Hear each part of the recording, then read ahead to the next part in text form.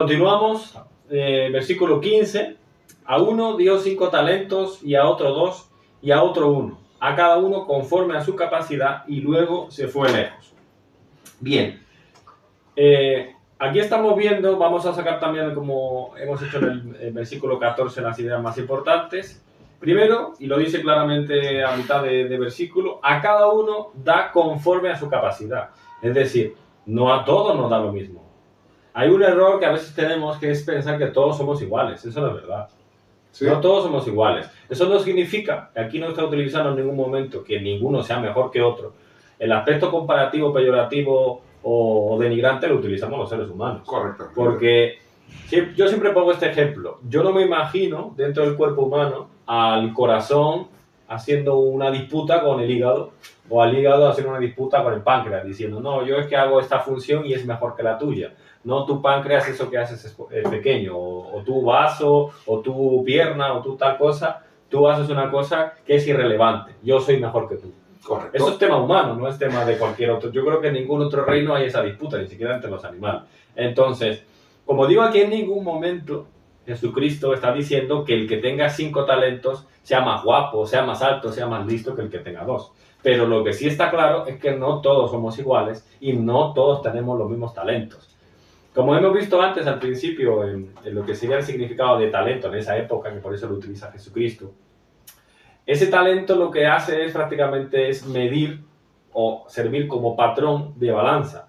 Y el que tenga 5 talentos tendrá 5 patrones de balanza, y el que tenga 2 tendrá 2 patrones de balanza. Pero tendrá siempre un patrón de balanza. A todo lo que dice aquí, porque dice que a uno le da 5, a otro le da 2 y a otro le da 1, no dice que a ninguno le dé ningún talento. O sea, a todos le da algún talento. O sea, no tenemos por qué estar preocupados de si tenemos un talento o si tenemos 5. Como vamos a ver luego, lo importante es qué hacemos con esos talentos. No si tenemos 5 o si tenemos 2. Y luego vamos a ver algunas ideas más interesantes sobre eso.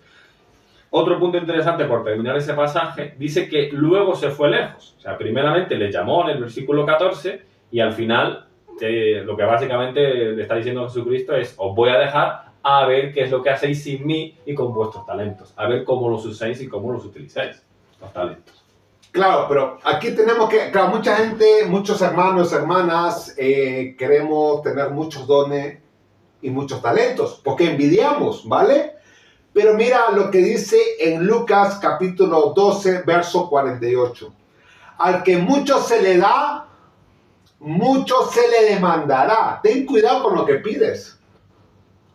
O sea, Dios, a ver, muchos creen que el que canta, me gusta poner el ejemplo del cantante, ¿vale? Muchos creen que el que canta solamente se pone encima del ¿cómo se llama? Perdón.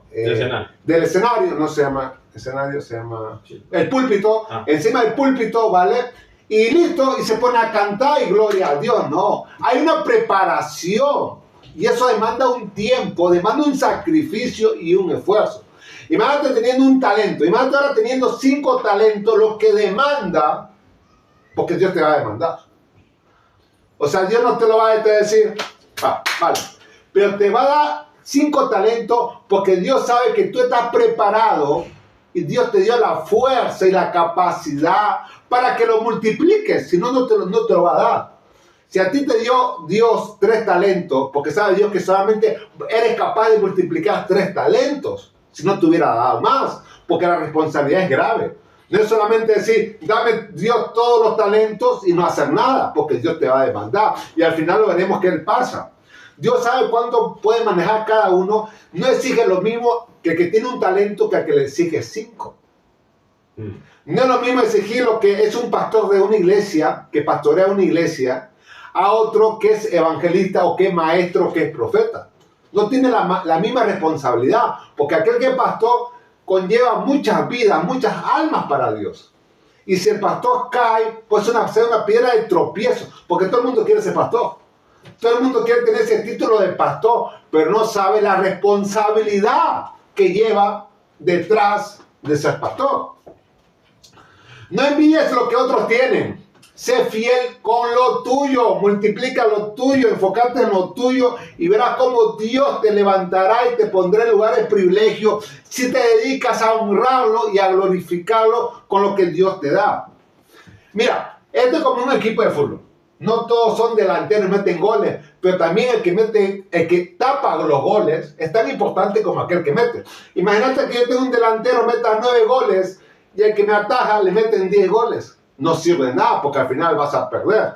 Por eso cada uno juega según su capacidad y todos son importantes. No menospreciemos los talentos de los demás. O sea, si a ti te dio un talento, el Dios no te va a premiar por los talentos o dones que lo multiplique, sino por la obediencia.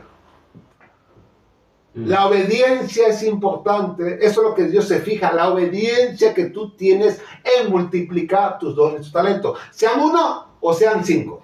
David. Sí, exactamente. Vamos a ir viendo todas esas ideas, vamos a profundizarlas porque es así lo que va a decir luego la palabra de los talentos y es totalmente cierto. Así que eso. Bien, pues el siguiente sería, continuamos con el versículo 16, vamos a ver qué fue lo que hizo cada uno con sus talentos, hasta el versículo 18, dice el 16. Y el que había recibido 5 talentos fue y negoció con ellos y ganó otros 5 talentos. Asimismo, el que había recibido 2 ganó también otros 2. Pero el que había recibido 1 fue y cavó en la tierra y escondió el dinero de su señor. Bien, vamos a hacer una pausa ahí, hemos leído del 16 al 18. Bueno, lo que está diciendo básicamente es que cada uno, por lo menos los primeros, el que recibió 5, dice, negoció con ellos, es decir, hay que hacer tratos con tus talentos, no los puedes dejar quietos, hay que rentabilizarlos, sacarles intereses, y en este caso el que negoció con sus 5 talentos ganó otros 5 talentos. El que luego recibió 2 talentos también ganó 2 talentos. Es decir, cada uno cuando negocia con sus talentos recibe en la misma medida la cantidad de talentos. Si tú tienes 5 talentos, recibirás otros 5 talentos en tu negocio de sus talentos. Si tienes 2 talentos, vas a recibir 2 talentos. Pero ¿qué fue lo que hizo el último? El último ni siquiera negoció. El último no hizo uso de sus talentos. Es como si yo te doy una comida y dices, bueno, está muy rica la comida, la voy a guardar para dentro de 10 años, porque como está tan rica me da pena comérmela. No tiene ningún sentido. Sabemos que si es una comida perecedera, salvo que esté en conserva, se va a pudrir. Y eso es muchas veces lo que pasa también con nosotros. Eso pasa también con cuestiones como la envidia, los celos, la rabia. A lo mejor lo primero que habíamos sentido era un estímulo que nos había hecho fijarnos en una persona, en el talento de esa persona. Pero luego, como no le dimos salida a ese talento, se pudre dentro de nosotros. Y eso es lo que puede ocurrir a esta persona, que luego vamos a ver. ¿Vale? En el versículo 18 dice, el que había recibido 1 fue y cavó en la tierra. Es decir, ahí que iba a ser. Salvo que fuese una semilla, no iba a hacer nada, se iba a pudrir. Cuando fuera a desempolvarse ese talento, se fuera a desenterrar, seguramente a lo mejor estaría ya corrompido completamente. Entonces no tiene ningún sentido que escondamos los talentos, es en resumen. Porque lo que deberíamos hacer, como luego también vamos a seguir indagando, es, se nos espera al menos, y esto lo va a decir después Jesucristo, se nos espera que si nos da, vamos a suponer, 10 talentos, consigamos con el paso del tiempo llegar a obtener otros 10 talentos negociando con los nuestros. Tenemos que arriesgar, esto es como una apuesta, tú tienes que arriesgar para poder ganar. Conforme mayor es el riesgo, mayor es la ganancia, pero también puede ser la pérdida. Aquí también, aunque no es el tema, pero podemos hablar de la fe de la persona. Porque una persona sin fe coge y hace lo que hizo el último. Que es, tienes un talento, vale, por si acaso, como tal, no me atrevo, lo guardo. Luego cuando llegue mi Señor se lo entregaré. No, el que tiene un poco de fe dice, me voy a arriesgar. Y le es más difícil al que tiene 5 arriesgarse que al que tiene 2. Pues el que tiene 5 se arriesga. Pone sus 5 talentos en juego, se esfuerza más, tiene más responsabilidad, tiene más que perder y aún así gana, no solo que los mantiene, porque aquí no estamos comentando de que los mantiene, los 5 talentos, pero es que gana otro, con lo cual al final tiene 10. Por ese riesgo, por esa fe. Ya, pero aquí también es importante también cómo Dios ve el corazón del que multiplica los 5 talentos. Porque más que multiplicar, Dios ve la obediencia que el siervo tiene para multiplicar. Un ejemplo claro, cuando un pastor empieza su ministerio en una iglesia, empezará con 5 siervos, que serán su familia, no hay más. ¿vale? Pero va obedeciendo a Dios, va multiplicando su talento, y tú cuando multiplicas y eres obediente, Dios te va llevando personas a tu ministerio y se va multiplicando tu ministerio. Ya hay ministerio de 5,000, 10,000, 20,000 personas, porque ese pastor en obediencia empezó a pastorear las ovejas, sabiendo la responsabilidad y el sacrificio. O sea, Dios ve la obediencia y multiplica, porque todo viene de Dios. O sea, no son tus fuerzas. Dios va multiplicando lo tuyo porque ve que en lo poco eres fiel y en lo mucho también lo será. Que es importante eso. Porque a veces creemos que gracias a mis talentos yo he levantado una iglesia. Y es mentira. Porque es de Dios el crecimiento. No es tuyo. Tú eres un simple instrumento para que glorifiques a Dios de acuerdo a tu corazón y a tu fe. Mira cómo dice en Santiago 4, verso 17. El que sabe hacer lo bueno y no lo hace, le es pecado. ¡Wow! Si tú sabes cuáles son tus dones y cuáles son tus talentos y no lo haces, porque todo lo que viene de arriba es bueno, agradable y perfecto, es pecado si tú no lo haces. ¡Wow! O sea, no es solamente esconderlo, es pecado. Y si es pecado, Dios no habita en ti.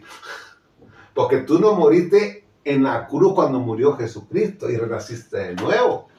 Porque estás contaminado de pecado. No es solamente decir yo guardo mi talento. Conlleva mucho más detrás de no multiplicar los talentos. Mira, no basta con tener dones. Debemos ponerlo a trabajar inmediatamente como aquel de los 5 talentos. El pecado no siempre es hacer lo malo, también es dejar de hacer lo bueno. ¡Wow! ¡Qué revelación! A veces creemos que por esconderlo también es malo porque no hacemos lo bueno. Permitimos que el enemigo gane terreno en la batalla de este mundo. Esto es lo mismo que, si me da un ejemplo claro que siempre me gusta poner, es lo mismo que ahorita tú al frente de tu casa le estén pegando a una ancianita de 90 años. 90 años. Y tú te quedes con los brazos cruzados. ¡Wow! ¡Qué feo! Sí. Ahora te voy a poner más peor. Que sea tu abuela. Duele, ¿eh? Duele. Esa vecina que la están pegando también tiene nietos, también tiene hijos. Duele que nadie haga nada. Lo que se siembra, se cosecha. Palabra de Dios, no mía. Es una triste realidad porque a veces decimos, ¿por qué a mí me pasan las cosas? Porque tú no haces lo correcto sin hacer nada, también es pecado. Porque tú sabes hacer lo bueno. Si estamos en la vida en Cristo y hemos nacido de nuevo y morimos en esa cruz juntamente con Cristo, sabemos hacer lo bueno. Y a la hora de no hacer lo bueno, también entramos en pecado. Igual que los dones y los talentos. Sabemos cuáles son nuestros dones y no lo hacemos, estamos en pecado. O sea, no es solamente decir, yo no lo hago porque soy un buen cristiano y no quiero esforzarme. No, tú no has nacido de nuevo. Porque si realmente has nacido de nuevo, vas a obedecer a Dios. Porque el Hijo de Dios es Cristo y nos tenemos que parecer a Él. Porque esto va de acuerdo